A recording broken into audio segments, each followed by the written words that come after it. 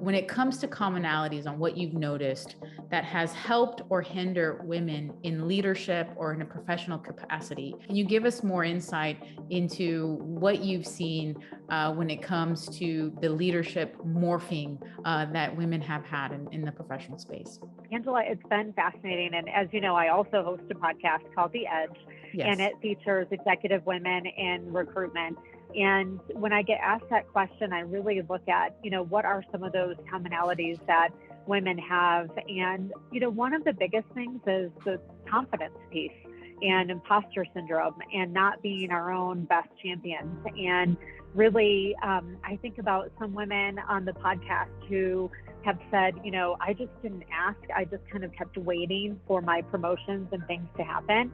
But I would see the men fast track right past me. Or if they didn't, if they spoke up and said something about something happening within their company, not positive things that would happen to them. So a lot of women opting to leave their jobs and leave their roles and kind of setting them back in some cases, pushing them forward, but just being able to have the confidence, find your voice ultimately, and be your own best champion are some of the kind of more personal things. I would say putting yourself in a succession seat and always asking the question as far as, what you can do to better yourself, and learning, especially if you enter into a company, what does that succession seat look like, and make sure that there's an opportunity for you, if not there, that they'll help you get to that point, even if it means leaving that company and going somewhere else. So it's very important to rising up.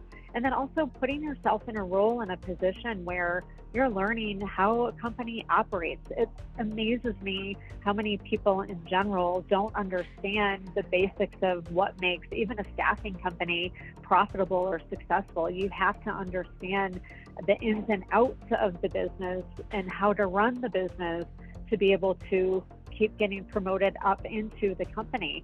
So understanding, what is a P&L? How does it work? What are the financials of the company? Even if you're not in a role where you're responsible for that, get a mentor and understand it. It's so critical to being able to rise up.